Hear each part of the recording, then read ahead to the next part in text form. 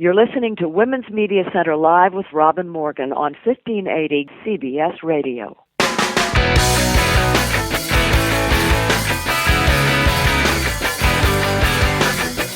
Welcome to Women's Media Center Live. I'm Robin Morgan. You're listening to us on CBS Radio WJFK 1580 AM, or you're visiting us at WMCLive.com for this and any of our previous episodes. Look for WMC Live on Facebook and Twitter, too, and you can now stream, download, and subscribe to our show's podcasts worldwide at iTunes. This week we have an eclectic bouquet of guests. We hear directly from Libya, which is recently back in the news, about what's happening to and with women since the revolution. We learn about a shocking legal right, yes, right, that rapists have. Then we talk with a feminist author about her new book, and with a feminist infiltrator at Fox News. Lots of ground to cover. But first we need to look inside the headlines.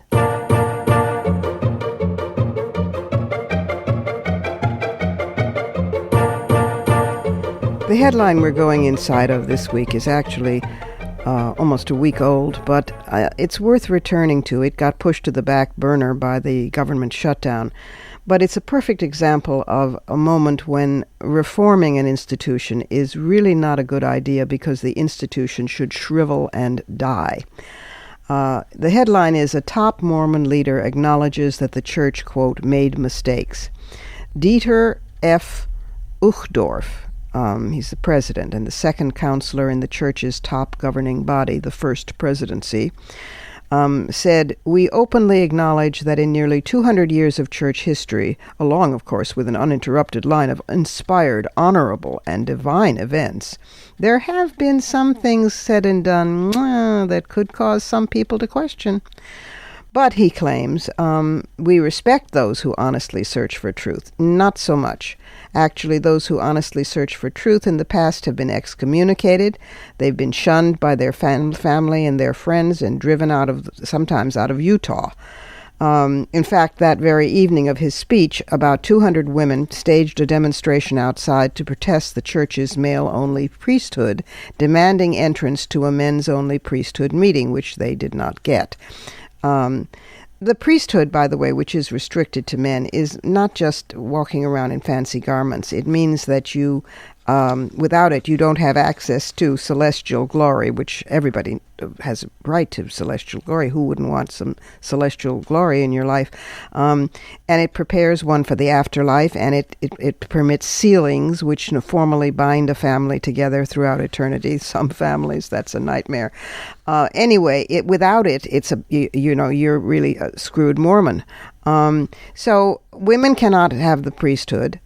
It wasn't until 1978 that black males could have the priesthood.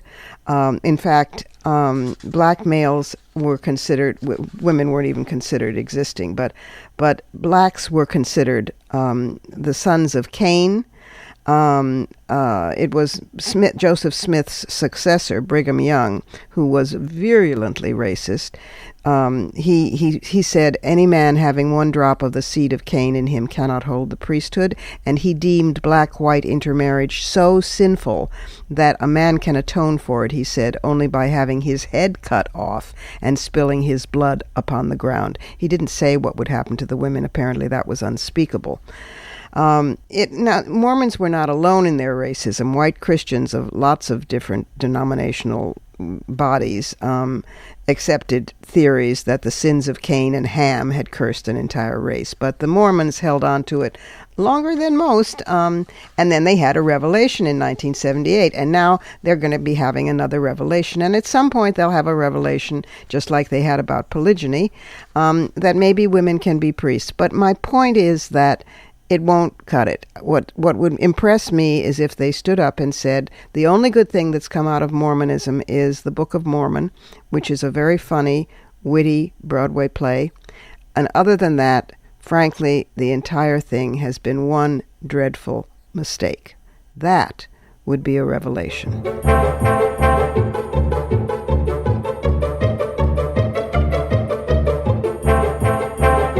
Our first guest is Farida Allaghi, who was in exile for decades from her native Libya. And during that time, she was, and sometimes still is, a consultant to the United Nations. She also was director of the Women's and Children's Division of the Arab Gulf Fund, and now, back in Libya, in Tripoli, she founded and heads the Libyan Forum for Civil Society, with women as her priority. Welcome, Farida. Welcome to the program. Thank you very much, Robin. I know, because we've known each other for a long time, that you were in exile for many decades, and in fact that Gaddafi tried to assassinate you and your family. But now that you're back and you're working with women, as you have worked with women all over the world, tell us what's really happening, because in the United States, most of the focus that we hear about Libya is Benghazi, Benghazi, Benghazi. Well, thank you, Robin, for giving me this opportunity. Let me first mention that we are all sorry in Libya for Benghazi. The ambassador was really such a great man. He was very much accepted and respected Libya, so that was a bad incident. And as far as what's happening in Libya, so much is happening. Of course, what do you expect to happen, Robin, to a country that has been run by a dictator for 42 years, a country that has been closed, a country that has been forbidden from any good education, good civil society, any human rights movement. Colonialism. Colonialism, of course. So on one hand, lots of challenges are happening, like all the challenges that happened in the revolution, including your own revolution, including your own independence, including the civil war that you have lived in your country and in Eastern Europe. You know, they have been now for 20, 30 years, have not settled yet. Why don't people realize that you can't turn around history in 10 seconds? I mean... Yes, absolutely. This is a human nature, I think. We are a little bit disturbed that the West is waiting us to fix Libya in 3 years after Gaddafi, who has been controlling us for 42 years, which is illogical, okay? And yes, we do have lots of challenges. We do have lots of friction. We never had any political parties, and now the two political parties, the one who are controlling the Congress, are really not up to our expectation. We do have lots of intervention from all these militias. Yeah. Sadly enough, in my opinion, the government was not able to really open a dialogue from day one with the youth who have been fighting Gaddafi. We do have, of course, now lately, I'm sure all of you are following the problem with the oil and what's happening with the exporting of our oil. We do have also, sadly, lots of foreigners coming to our country because of the insecurity from the south, from the eastern province. We do have a sudden rise of radicalism. We in Libya, Robin, as you know, we are Sunni, we are Maliki, we are, very, very medium, very progressive the way we look to Islam. Yes. We never had heard or lived any of this radicalism. So we do have all these challenges. But let me tell you, on the other hand, despite all of this, we have a fantastic, vibrant civil society that's mainly led by women. We have women, oh yes.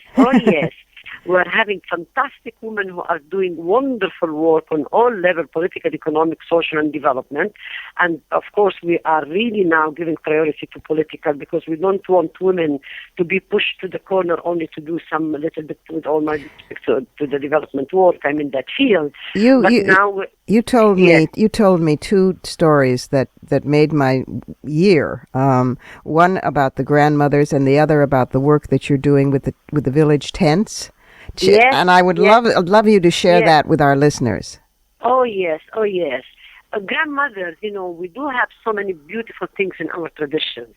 And respecting grandmothers is really the optimum, it's a wonderful tradition that we have. Mm-hmm. So now the grandmothers were the one who were pushing their grandson to go to the war to fight Gaddafi and to get rid of him. Yeah. And now what we are planning to do, we are getting the grandmother to be part of the peace and security package.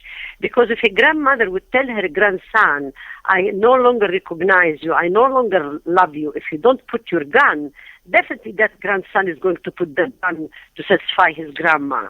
So we're going also to establish a council of grandmothers. I really think there is so much wrong misconception that you need to speak English and have a PhD to really know what to deal with any problem. In my opinion, the elderly, they're so wise, so intelligent, so powerful. They have a big status in the family. So we're going to build on that. You know, the whole women's movement, as we talked about, Robin, many times, they need to reassess what went wrong with the movement, not only in the Arab world, internationally. Yes. And in my opinion, we really had a big gap between, so to speak, the leaders and the intellectuals and those who are a little bit up there and those in the grassroots. Yeah. And if we don't touch the grassroots, and if we don't listen to the grassroots, and if we don't respect them, they're so intelligent, they're capable, they know what they want. Yes. So planning to, we're planning a project whereby we want to have 20 to 30 tents in the main squares of different villages. And these squares are going to be the citizen squares, so we're not going really to talk just women, but they will be primarily organized and run by women and to express their opinion about security, about reconciliation, about the Constitution. So that's what we are planning to do. And the grandmothers are saying, put down your guns. Of course, it's just brilliant, and it's brilliant also in going to the grassroots, to the roots, because unfortunately, in those areas where the women's movement became, I don't want to use rhetoric, but elitist is the word that comes to mind. And I mean, I'm not even blaming those women. They had some education. They saw a problem. They tried to address it. But yes. but unless and until it's a women's movement for everybody, we all lose. And unfortunately, the fundamentalists, Hamas and Hezbollah and Taliban, went to the grassroots. Yes. And in the little time that we have left, what about you? Because I hope that you're staying safe. You've had so many threats and attempts on your life that being back in Libya with fundamentalists loose, I'm sure you've received.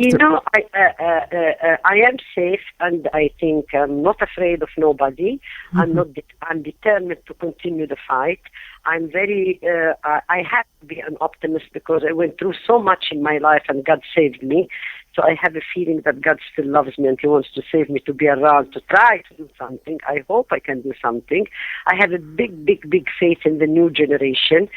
Something else that I want to tell you, Robin, we are now in the process of building a coalition between women, youth, and the minorities, because these are the groups who have been taken away from the game, the political game, okay? Beautiful. And we represent almost 75% of the population. So you can imagine, and we are weak because we are not organized, we are not connected, and yes. This is what's all about. So we're trying to do that, and I hope when you asked me at the beginning what you want the West to do, yes, we want the West just to be patient, yes, just not to rush, just to understand us, just to respect us, to listen to us. We want the government official not to talk only to government officials. They need to talk to activists, to women, to youth, to civil society. Mm-hmm. They need to see the picture differently, okay? And they need also, I hope, that the West should understand from their past mistakes in supporting these dictators, okay? Yes. Well, you and I have talked about a different metaphor for help, not patronizing intervention and not military intervention, but your country, these countries in the region are in a sense giving birth to themselves, giving birth to democracy, giving birth to civil society. Yes. And if the West, instead of acting like a bully or we know what's best for you, acted like a midwife, wouldn't that be an interesting, different model? Absolutely. Oh. And we do understand and respect and appreciate the role of the West, because anyway, now we can no longer talk West, North, South, and East, because I think the globe is so connected. Yeah. So everybody has a vested interest in, really, for heaven's sake, to be humans again. And I think I'm encouraging the younger generation of women in Libya, in the Arab world, and everywhere to just be confident and to go into politics, period. It is politics, Robin. Yes. Well, as usual, you are indomitable, incredibly courageous, and just a beautiful person. And take care of yourself, Farida. I shall do that. Be safe, and thank you for being on the program. It's a real delight to have you. Robin, thank you. We have to take a short break here. I'm Robin Morgan, and this is Women's Media Center Live. When we come back, we're going to examine an absolutely appalling law that's on the books in 26 states, giving rights to a rapist that you would never dream of. We'll be right back.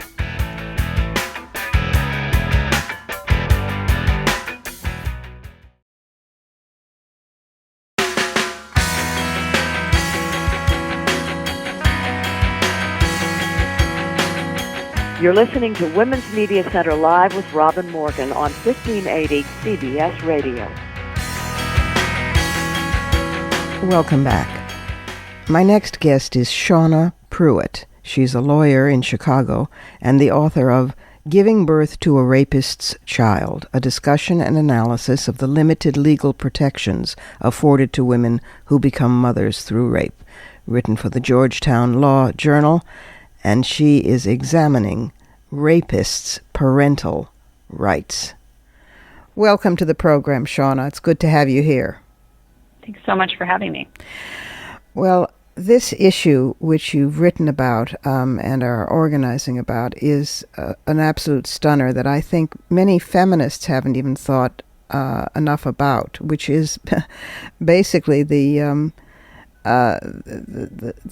legal protections, the limited legal protections afforded to women who become mothers through rape, and I don't know how else to put it, but the parental rights, the fathering rights that a rapist has.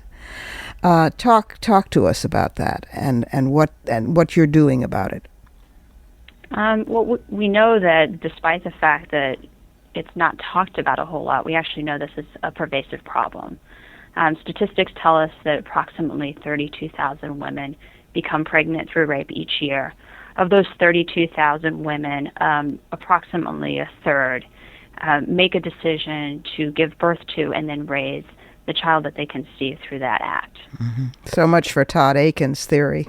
That's right. Yeah. And so in making this decision to give birth to and raise these children, I think many women don't realize that in the vast majority of states, 26 to be exact, they have essentially tethered themselves to their attacker for the rest of their life, should their attacker choose to seek parental rights, including visitation or making custody decisions. And I think it's a problem that we don't realize happens more often because of how the judicial system is set up. Usually juvenile or family courts are courts that are not open to the public. Mm-hmm. The public record is not viewable. So I think that's one problem. I think that another problem, though, and perhaps even more pervasive, is that we see stories and we hear stories about women who are basically being asked to bargain away their right to go to a criminal court and see their attacker humbled by the criminal court in exchange for their attacker giving up custody rights.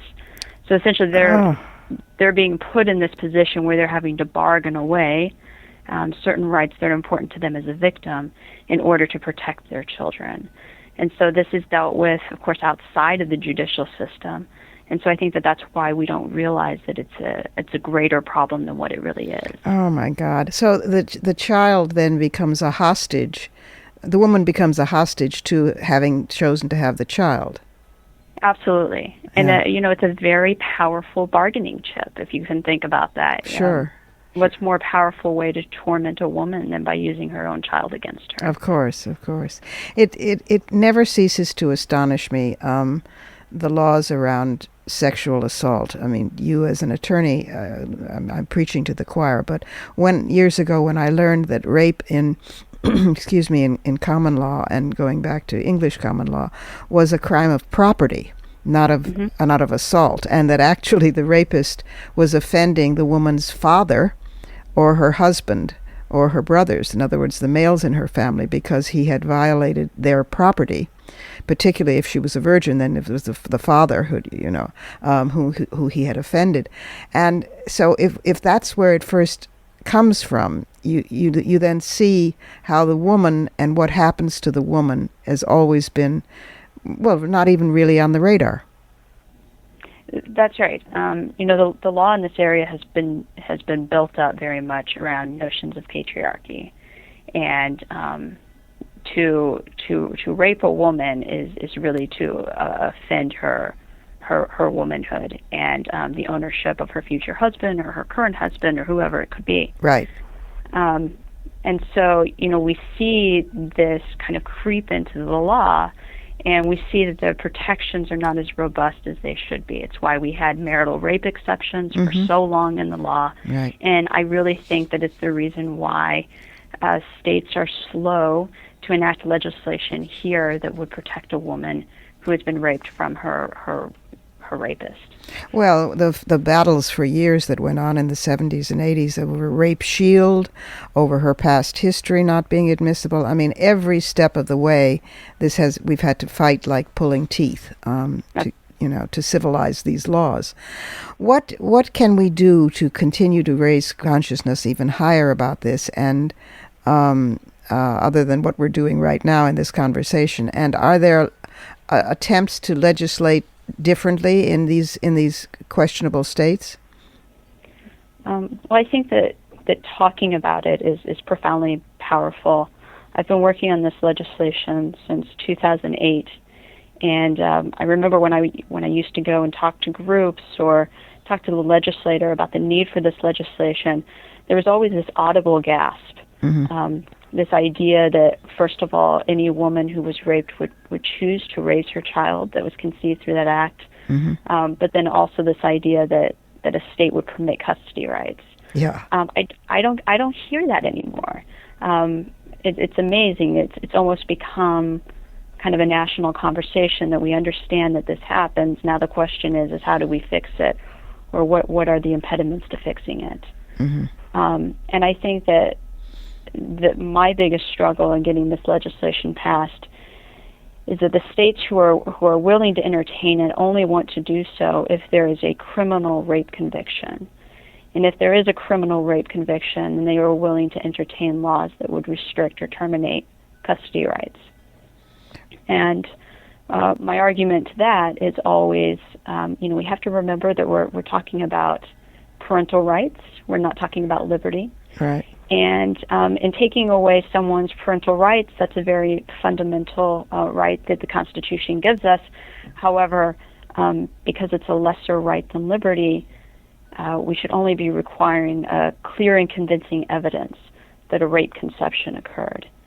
And I think because of the notions that a woman who cries rape is indeed crying rape, that rape is not real rape. Yeah. We want to require this standard that's really unheard of in the juvenile or the family courts. And so I think it's really important that we get away from that. I do too. It's also a little bit ridiculous because whether a woman secures a criminal rape conviction is really out of her control. We know that rape is the most under-prosecuted crime in America, a violent crime in America. Right. And oftentimes when it is prosecuted, it ends in a plea bargain that ends in something that's less than a rape conviction, maybe a conviction for battery or a conviction for assault. Right. But those convictions are not criminal rape convictions for the purpose of these statutes that allow you to terminate or restrict parental rights. Yeah. So I think we really need to get away from that. Is there a website or a central office or some place that people who are interested in learning more about this subject and trying to help, seeing what they can do, can contact? Yes. In fact, I'm on the board of an organization that's just started within the past year and a half. It's called Hope After Rape Conception. And it is really designed to try to raise awareness about the need for these laws. And that website is hopeafterrapeconception.org. Oh, that's wonderful. That's terrific, Shauna. hopeafterrapeconception.org. Thank you very much for the work that you're doing, which is courageous and groundbreaking. And thank you for being with us on Women's Media Center Live. Thank you very much. Now let's check out some news you can use.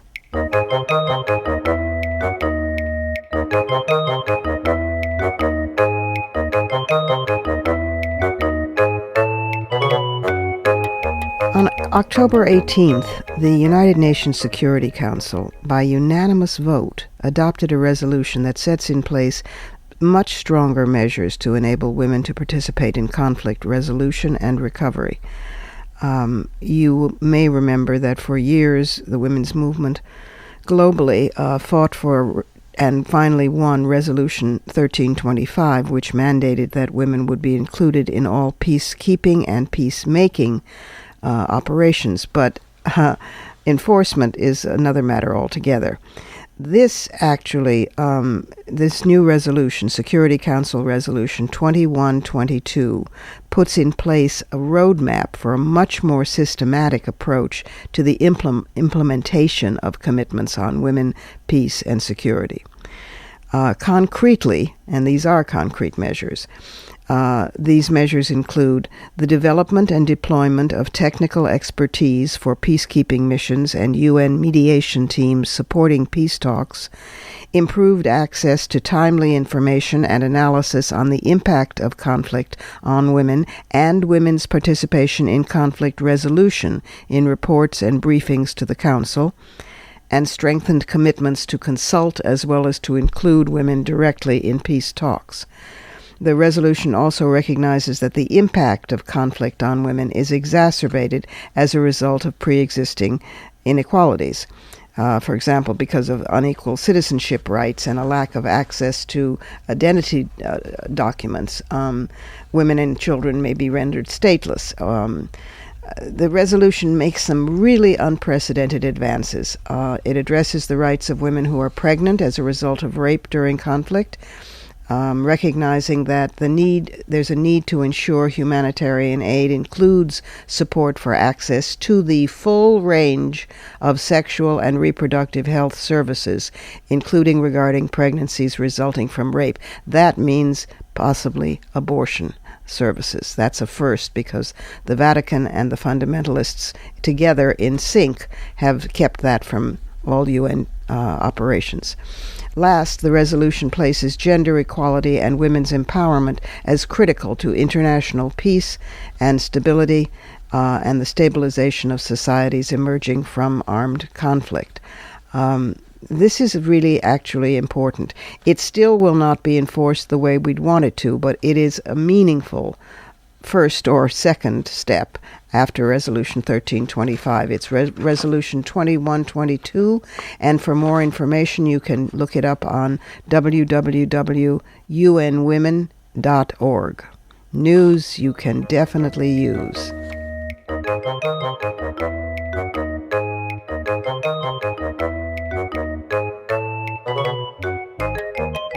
It's time for another short pause here on Women's Media Center Live, where I am still Robin Morgan. Now, what happens when a perfectly nice girl who is a grassroots organizer and a communications consultant goes through the Women's Media Center's Progressive Women's Voices training? Well, apparently she winds up as a television pundit, holding the banner high bravely on feminism and progressive causes at, of all places, Fox News. We'll be right back.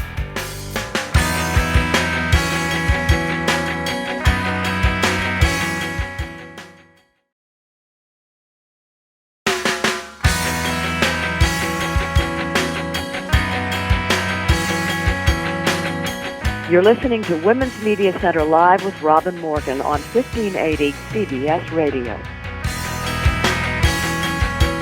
And we're back again. Sally Kohn received a joint degree in law and public administration from New York University, and then went on to a number of interesting jobs, including serving as executive director of the Third Wave Foundation and working at the National Gay and Lesbian Task Force Policy Institute. Today, she's still an activist, but she's also a writer for such outlets as Salon and The Washington Post and New York Magazine, and she has morphed into a television pundit. She is a contributor, a progressive one, to Fox News. Sally, welcome. Welcome to Women's Media Center Live. Oh, thank you so much for having me. Well, I'm going to start with asking you to tell the quite wonderful story that I've heard from other people, but never from you, about how you first found out about Women's Media Center Live and the Progressive Women's Voices program, of which you are an alum. Well, I'm so glad to get to tell you this story. I don't even know if we've talked about it, but yes, I sort of owe it all to the Women's Media Center. I was, this is now 3 years ago. Yeah. I've been a community organizer for 16 years. I liked what I was doing, but I left the organization I was working with because we were starting to have some political disagreements. This was around the time when some of us were starting to think that the veneer of hope was rubbing off of President Obama. Uh-huh. And I was feeling like there needed to be more pressure from the outside, and pressure from the left. And so I was looking around trying to figure out what I was going to do next. Literally, I thought, something in organizing, something in the same vein. Mm-hmm. And I was at a conference, and I spoke on a panel. This woman comes up to me afterwards, and she says, "We have to get you on TV." Mm-hmm. And I'll tell you, Robin, I literally laughed. I actually laughed. Because, I came out of community organizing. In community organizing, it's not about you. It's about the people on the ground, and you help facilitate them, but you don't go on TV yourself. And I'd written, that wasn't my thing, right? Yeah, but you have a magnetic presence, as they say. Well, thank you, but I liked my magnetic presence being behind the scenes. Very kind of me to say. It turns out this woman who had sort of approached me was a woman named Geraldine Laybourne, who's a longtime supporter of the Women's Media Center, and also a very tenacious woman who does not let things go easily. She had been at the time, I think maybe even still is, the highest-ranking woman to ever run a television network. She ran Nickelodeon. That's and right. then she went on to found Oxygen. Exactly, yeah. Yep. And she grabbed me by the arm and she said, "Oh, no. You're doing this. You're going to be good. This is what you're supposed to do." How and terrific. She introduced me to Carol Jenkins, who was then running the Women's Media Center, who's also at the meeting. She literally pulled me by the arm, said, "You're going to meet her. She's going to train you." And literally, I was kicking and screaming a little bit in the beginning, but literally the rest was history. And you became part of the Progressive Women's Voices program. I did. Oh, wow. I did. Well, which helped me get over all my issues. and now I can't believe it, but it seems to me you didn't probably need any training, but all training helps. And now you are our woman inside adversarial lines. You are a pundit, a progressive pundit at Fox News. How did that happen, and how do you keep from tossing your cookies a lot? Are you consuming large amounts of Dramamine? It was funny the way it happened. So literally, the Women's Media Center, the Progressive Women's Voices Project, was my sort of first introduction to this whole world, really, at least on this side of the camera. And I have to say, the training matters. And, maybe I was okay before, I don't know. But boy, it really teaches you how to be polished and how to be aware of yourself on camera. And I think you were a diamond in the rough. Let's put it that way. Well, you're being very sweet. But I can't understate how important the training was. It's good training. It's damn good training. Great training. Yeah. It's great. Can we say damn on this? Well, we're just saying it. Yeah, we're saying it. But, there you go. So then I went and did, after that, I started to do all the major, cable channels that people do, CNN and MSNBC and Fox News. But the first I did was Fox. My first actual live television appearance was on a segment with Sean Hannity. How brave. And actually. I mean, it was just a fluke that ended up being my first one. It's not normally how people do it. Usually kind of work up to that. It's very gutsy, Sally. Well, it was gutsy to say yes, I guess. I don't know. I mean, if you're going to do it, you're going to do it. You're going to go whole hog, right? Yeah. And literally almost a year later to the day, I've been a very lucky person. I saw Roger Ailes on the street.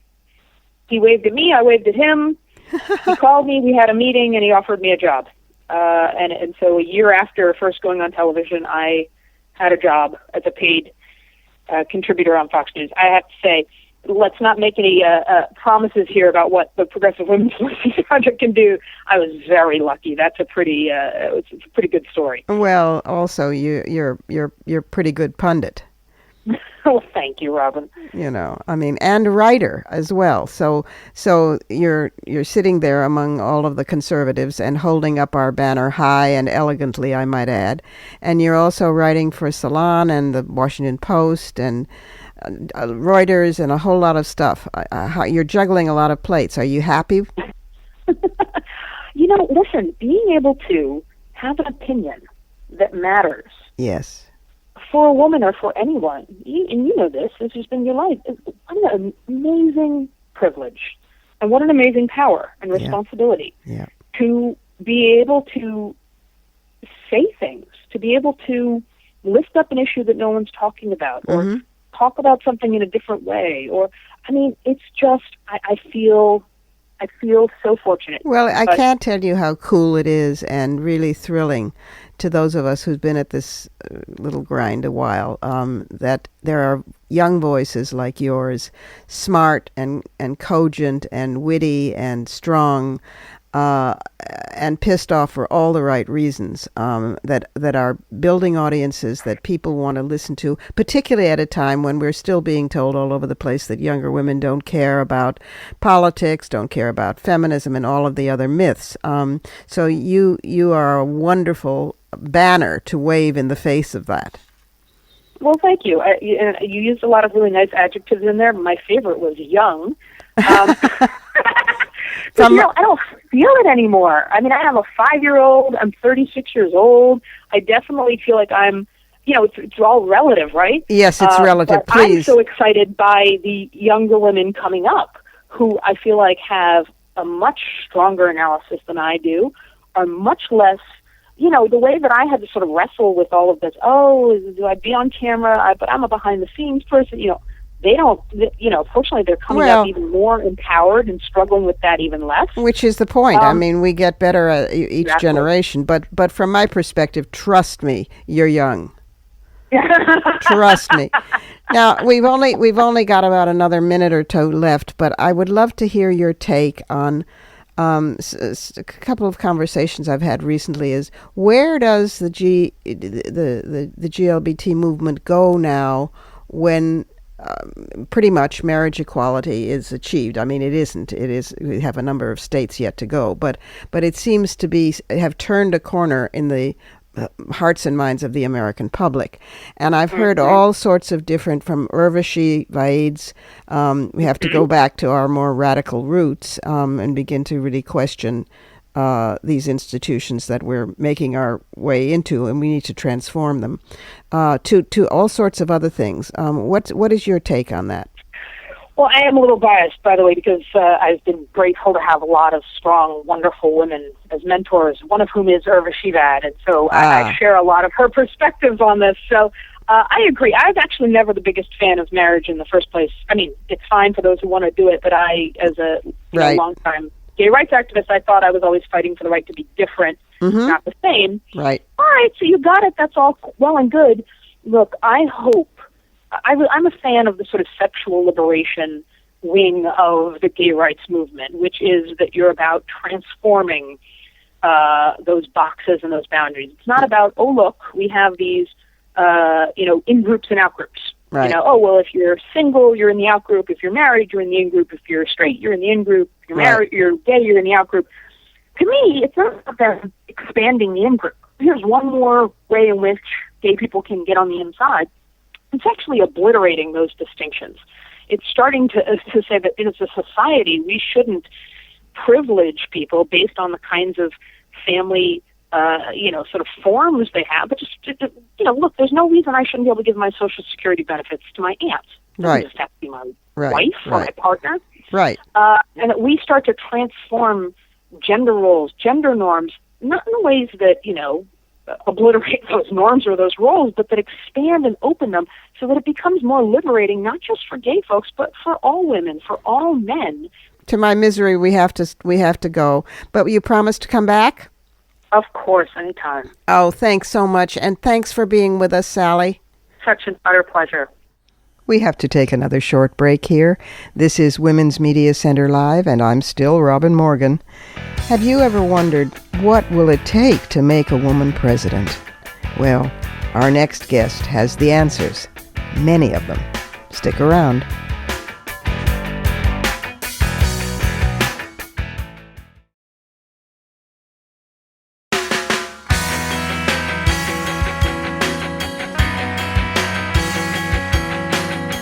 You're listening to Women's Media Center Live with Robin Morgan on 1580 CBS Radio. And we are back again. Marianne Schnall is a well-known writer and interviewer, and also the founder and executive director of the highly popular website and nonprofit organization Feminist.com. She's also the author of Daring to Be Ourselves, which was a book based on her interviews with a variety of well-known women, and her new book answers the question, what will it take to make a woman president? Marianne, welcome to Women's Media Center Live. Well, thank you, Robin. I'm thrilled to be here. Well, congratulations on the new book. It's called What Will It Take to Make a Woman President? Conversations about women, leadership, and power. And wow, are they conversations. It is published by Seal Press as a paperback, and it is also an ebook, and it's coming out any minute. The people who you have interviewed here are some assortment of folks. It ranges from Sheryl Sandberg and Maya Angelou and Nancy Pelosi to Melissa Etheridge and Olympia Snow. I'm just looking down the list here. Anita Hill, Donna Brazile. Young people and online is well represented. Jessica Valenti. Comics are there. Joy Behar and Kathy Najimy. Senators are there, both former. Kay Bailey Hutchinson and current. And then there's additional interviews in the ebook with Amy Richards, with Carol Gilligan, with Ellie Smeal and Cecile Richards, and even Mary Matalin and Sandra Fluke, and Moi. Moi is there. Mm-hmm. So how long did this take? Believe it or not, that all was in the span of probably about a year. So there were some days where I would do several interviews, and it really was, I'd set out to do what I thought would be around 20 interviews. And what wound up happening was, really just even you suggested people I should talk to, right, and gave me contacts, and that kept happening. And it was really almost like a collective effort. Mm-hmm. And it really was that this the themes that are covered in this book really do require looking at it from a variety of lenses and from different perspectives. And so it was really with that intent to get that kind of diversity of perspectives. And there were more people I could interview, and it's possible that I will. We're talking about doing an online extension of the book where I can continue to have conversations about it, because people really wanted to talk about these issues and had a lot of really meaningful and important things to say. Yeah, that would be wonderful if it continued to have a life after life. Tell me something. You have the bird's eye view, of course, the editor's view. Was there a consistent, was there a pattern that emerged in the responses? If you had to cite, like, maybe the three things most cited as what it would take to make a woman president? Or are they just really way all over the place? Well, I would say it was definitely way all over the place to some degree. But, you kept hearing several things emerge. I mean, there are sort of structural issues that would come up again and again. And again, this was always about more than, it was a woman president as a symbol, but more broadly about how we can encourage women in positions of leadership, actually not just in politics, but in the corporate world and just in general in their own lives. Right.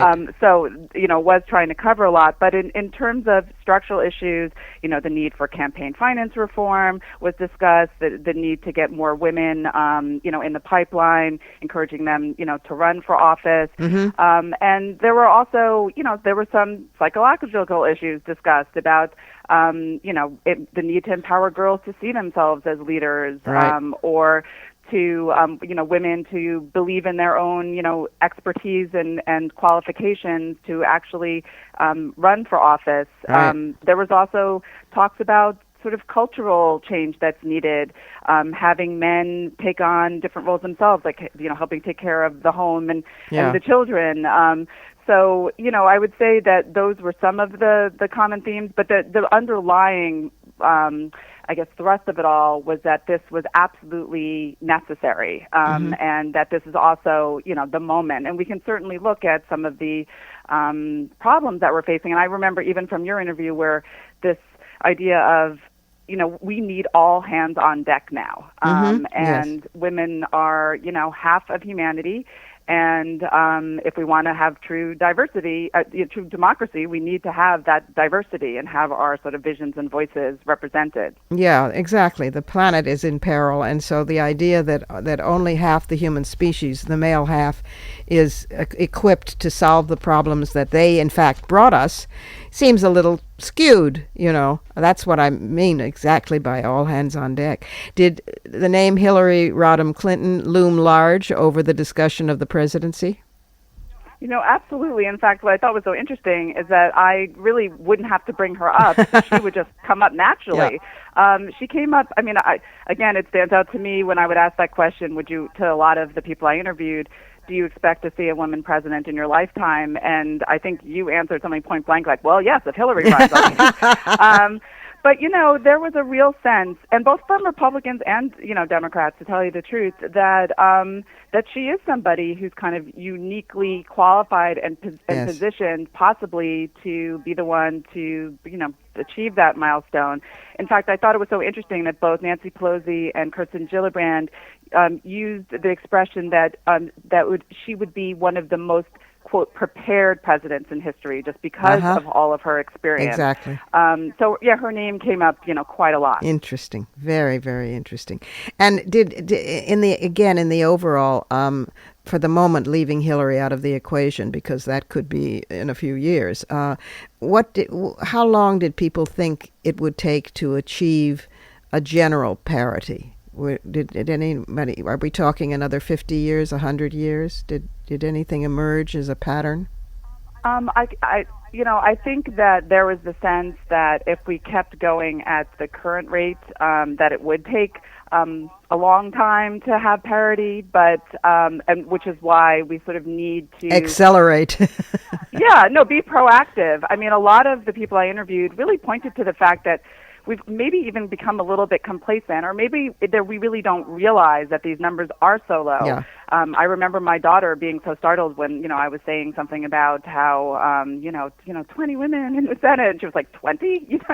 It's really only recently, which is astounding sometimes to think about, that women even got the right to vote. That's right. So yeah, if you back off and have a historical perspective, this has happened amazingly fast. If, of course, you're a plain old human being, much less an organizer, you think, oh my God, how can this be taking so long in the span of an individual life? But you're absolutely right, and certainly the global women's movement took off and is continuing to grow at exponential speed. So this is a very important contribution, Marianne, and thank you for it. Unfortunately, we've got to go, but I want to thank you for this one and all your other wonderful books, and of course for keeping on with feminist.com, which is the mother of all feminism online, and wish you all the best luck with this book. Everybody run out and get either the ebook version, or which you don't have to run out and get, or run out and get the paperback, because it's the book of our time. It's sort of, you know what it is? It's like Lenin's What Must Be Done, except unlike Lenin, I'm talking Vladimir, not John. Unlike Vladimir Lenin, it's not boring. It's lively. It reads like a novel. Thank you so much for it. Well, thank you. And now it's time for Fighting Words.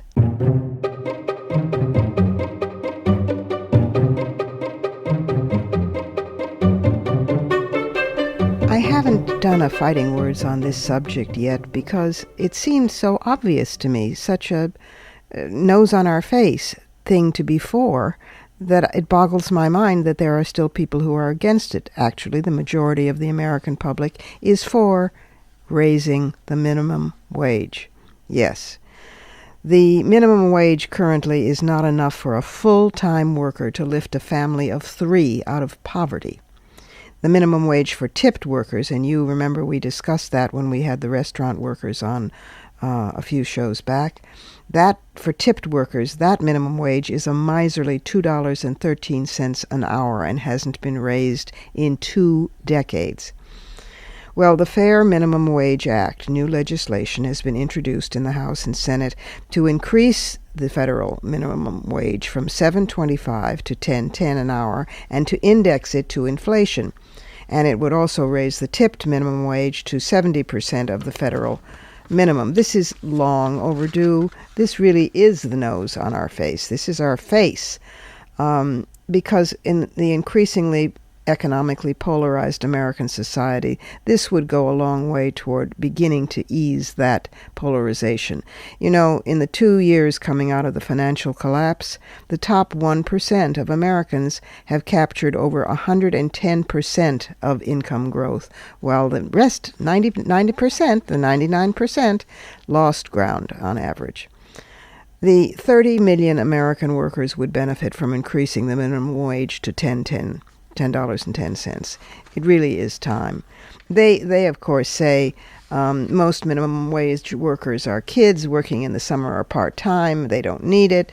In reality, more than 4/5 of minimum wage workers are over 20, and most of those are long-term employees who rely on their job to support themselves and their families.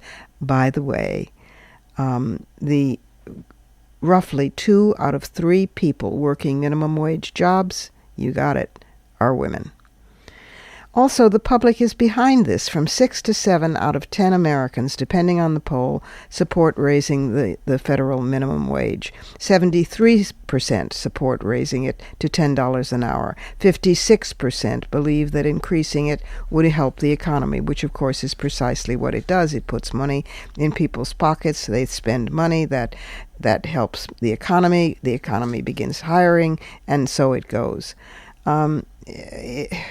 Write to your representative or your senator if you haven't already. Tweet it, post it on Facebook that you support a $10.10 minimum wage. The hashtag is Raise the Wage. Get on board. Go online. Move it. Tell them that it's past time to stop talking about this and get it done.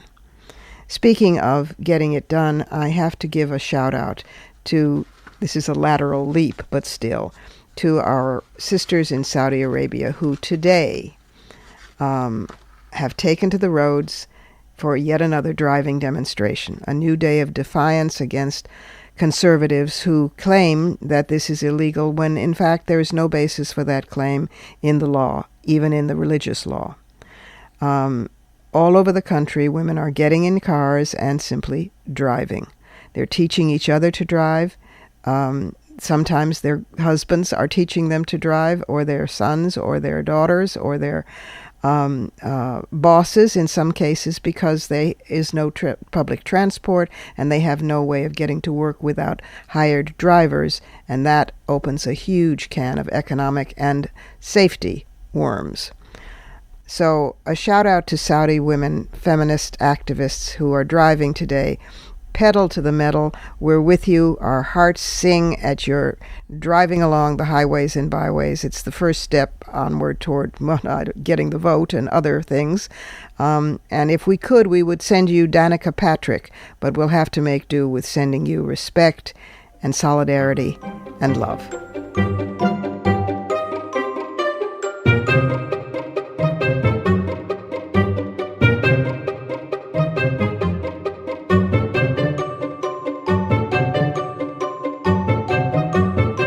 And that's it for this week.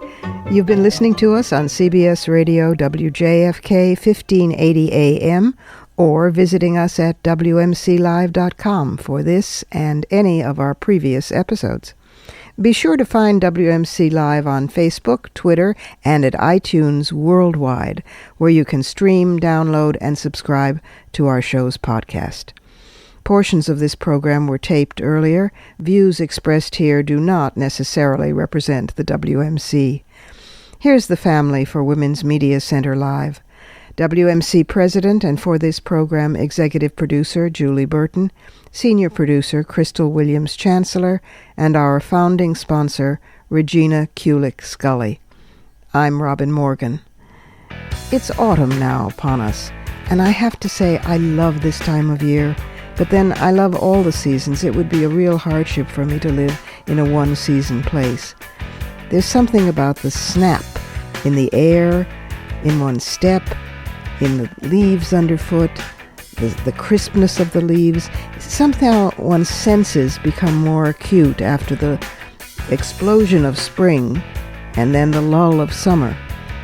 Somehow the flare of color as trees die, the smell of burning leaves, all of it seems more edgy, more pungent, more alive.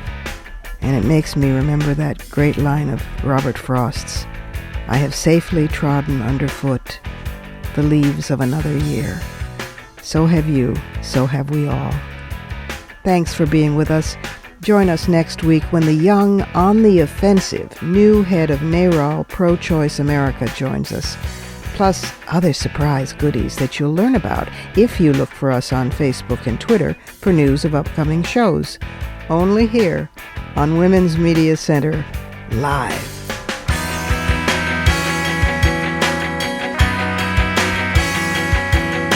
For the smartest talk about news, politics, sex, books, religion, race, and more, tune your radio to Women's Media Center Live with Robin Morgan. Audacious, witty, provocative, informative, and fun. It's Women's Media Center Live with Robin Morgan on 1580 CBS Radio and WMCLive.com. Talk radio with a brain.